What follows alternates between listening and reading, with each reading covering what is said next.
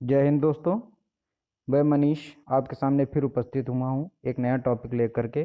मध्यकालीन कला। इसमें हम सल्तनत कालीन स्थापत्य कला के विषय में थोड़ा सा पढ़ेंगे। पहले तो हम इसका थोड़ा सा बैकग्राउंड जान लेते हैं, कैसे क्या इसके बारे में है। भारत में जब जब मुसलमानों ने आगमन किया तो उसके पश्चात स्थापत्य कला के में जो बहुत महत्वपूर्ण परिवर्तन आया। जब मुसलमान आए भारत में तो यहाँ पर हिंदू मुस्लिम स्थापत्य शैलियों का मिश्रित रूप विकसित हुआ। इसका कारण था कि जब तुर्क विजेता भारत आए थे तो वो अपने साथ सैनिक ही लाए थे, कलाकार तो लेके नहीं आए थे। वो आक्रमण के उद्देश्य से, राज्य विस्तार के उद्देश्य से या लूटने के उद्देश्य से भारत में आए थे, लेकिन अपने साथ कलाकार तो लेके आए नहीं थे। भारत विजय के बाद उन्हें जो है भवनों और मस्जिदों के निर्माण की आवश्यकता हुई। इसके लिए उन्होंने क्या किया, भारतीय कलाकारों की सेवा लेना जो है स्वाभाविक समझा। ये तो स्वाभाविक ही था कि अब जो यहाँ पर रह रहे हैं तो यहीं के कलाकारों से वो इसका निर्माण करवाएंगे।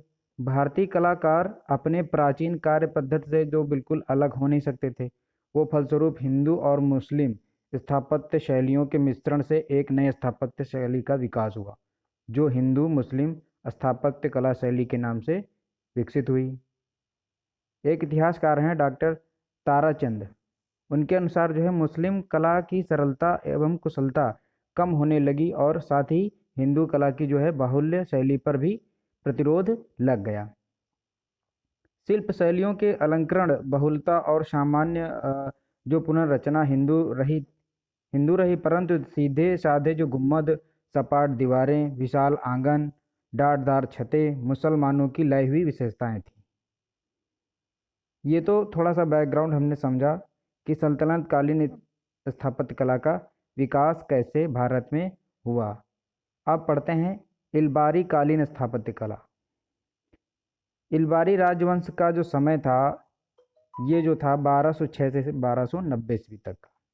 इस काल को कुछ इतिहासकारों ने दास वंश के नाम से संबोधित किया, परंतु यह सभी सुल्तान दासता से मुक्त हो गए थे, अतः इनको दास कहना तर्कसंगत नहीं था।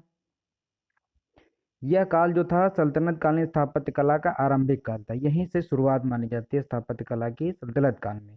इस काल के आरंभिक भवनों में मंदिरों के ध्वंसावशेषों का प्रयोग किया गया। जब तुर्क यहाँ पर आए तो बहुत ज़्यादा यहाँ पर जो विनाश हुआ, आक्रमण हुए, उससे जो मंदिरों को नष्ट किया गया था, उनके जो अवशेष बचे थे उन्हीं अवशेषों का प्रयोग करके मस्जिदों का निर्माण किया गया। संभवतः इसका कारण यह हो सकता है कि दिल्ली विजय के बाद कुतुबुद्दीन ऐबक को मस्जिद निर्माण की आवश्यकता हुई, परंतु मस्जिद निर्माण के लिए नई सामग्री तो उसके पास उस समय उसका अभाव था। अतः क्या किया उसने, मस्जिदों के निर्माण में मंदिरों की सामग्रियों का प्रयोग किया।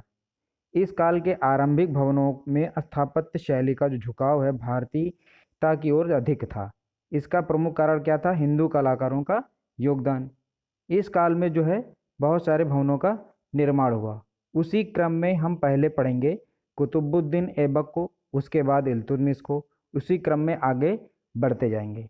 तो सबसे पहले आज हम लोग देखते हैं कुतुबुद्दीन ऐबक द्वारा कौन कौन से स्थापत्य कला या कौन कौन से भवनों का निर्माण करवाया गया। तो उसमें सबसे पहले हम देखते हैं कुव्वत उल इस्लाम मस्जिद।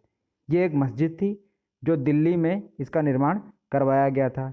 ये ऐसा पहला भवन था जो हिंदू और मुस्लिम दोनों शैली का मिश्रित रूप था, और इसका जो निर्माण कराया गया, इसका जो बाहरी आवरण है, ये जो है मुस्लिम शैली पर आधारित था, और जो इसके अंदर का मध्य भाग था वो जो है हिंदू और शैली, हिंदू प्लस मुस्लिम दोनों शैलियों का जो मिश्रित रूप था उस पर आधारित था।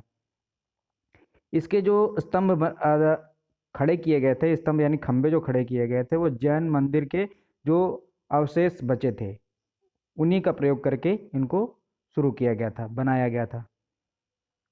इसका कार्य सबसे पहले जो है कुतुबुद्दीन ऐबक ने शुरू करवाया था 1192 ईस्वी में। 1192 ईस्वी में जो है कुतुबुद्दीन ऐबक ने ये काम शुरू करवाया, लेकिन किसी कारणवश इसको ये पूरा नहीं करवा पाया। उसके बाद जो सुल्तान हुआ इल्तुतमिश ने इसके कार्य को किया, थोड़ा बहुत जो उससे बन सका, जो उसका सहयोग हो सका। 1230 ईस्वी में उसने थोड़ा सा इसमें कार्य किया। लेकिन इसका जो पूरा निर्माण कार्य है, जो पूर्ण रूप से निर्माण कार्य है, वो 1315 ईस्वी में जो है अलाउद्दीन खिलजी के द्वारा इसे किया गया।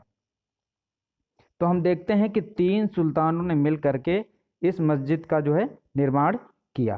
कुव्वत उल इस्लाम मस्जिद, जो कि कहाँ पर स्थित है, दिल्ली में, और हिंदू मुस्लिम शैली पर मिश्रित शैली है उस पर बना हुआ ये पहला भवन था।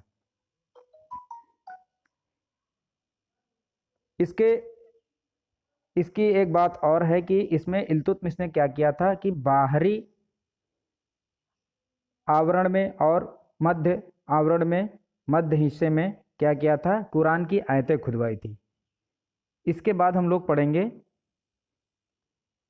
अब इसके बाद हम पढ़ते हैं कुतुब मीनार। कुतुब मीनार का निर्माण जो है दिल्ली में ही कराया गया। इसका निर्माण कार्य कुतुबुद्दीन ऐबक ने प्रारंभ किया था, जो सुल्तान इल्तुतमिश के काल में इसको पूर्ण किया गया। कुतुब मीनार, इसको आपने बहुत बार पढ़ा होगा, कई एग्जामों में पूछा भी गया है कुतुब मीनार का निर्माण किस शासक के द्वारा शुरू करवाया गया। तो कुतुबुद्दीन ऐबक के द्वारा इसका निर्माण कार्य जो है शुरू करवाया गया था, ये यहाँ पर प्रारंभ किया गया था। लेकिन इसका जो पूर्ण कार्य है वो जो है इल्तुतमिश के द्वारा पूर्ण किया गया था। ये बहुत कम लोग जानते हैं कि इसका जो है निर्माण किसने पूर्ण करवाया था, तो इल्तुतमिश ने करवाया था। लेकिन अभी हम आगे पढ़ेंगे तो एक तीसरा शासक भी इसमें मिलेगा हमको। इसके निर्माण का जो उद्देश्य था कि लोग यहाँ पर आएं और वहाँ पर नमाज पढ़ें, लोगों को आमंत्रित करने के लिए कि यहाँ पर आकर के वो लोग यहाँ पर कुतुब मीनार में नमाज पढ़ें। प्रसिद्ध सूफी संत जो ख्वाजा कुतुबुद्दीन बख्तियार काकी के नाम पर इसका नामकरण किया गया। इसका नामकरण किसकी याद में किया गया, कुतुबुद्दीन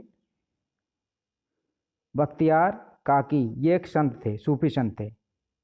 और इसके निर्माण में जो कुल मंजिलें जो बनी थी वो 4 मंजिलें बनी थी। प्रारंभ में जो 4 मंजिलें तक ही इसका निर्माण हुआ था। लेकिन बाद में हुआ क्या कि बिजली के गिर जाने के कारण इसकी चौथी मंजिल जो थी ध्वस्त हो गई थी। तो फिरोज शाह तुगलक ने क्या किया कि इसकी चौथी मंजिल को गिरवा करके और इसमें एक और मंजिल ऐड करवा दी, 5वीं मंजिल।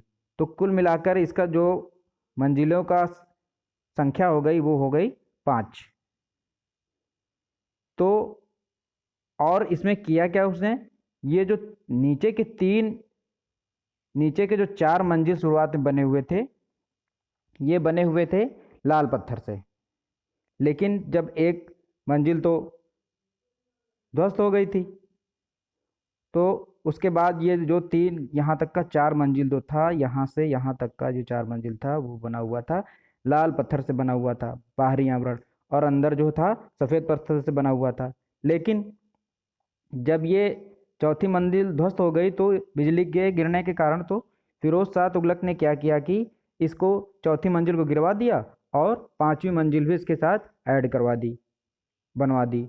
और दोनों का जो बाहरी आवरण था वो सफ़ेद पत्थर से उसका निर्माण करवाया और अंदर का जो हिस्सा था वो लाल पत्थर से करवा दिया।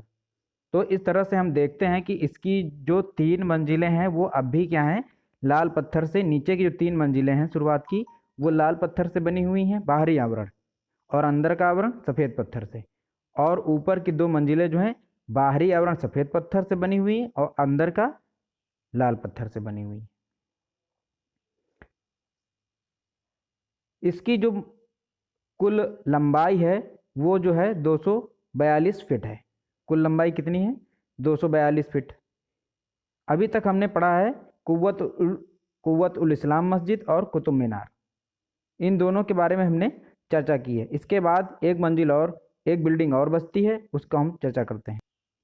यहाँ पर हम देख रहे हैं कि ये एक बिल्डिंग दिख रही है, ये 2.5 दिन का झोपड़ा है जो कि कुतुबुद्दीन ऐबक के द्वारा इसका निर्माण करवाया गया था। कहाँ पर करवाया गया था, अजमेर में इसका निर्माण करवाया गया था।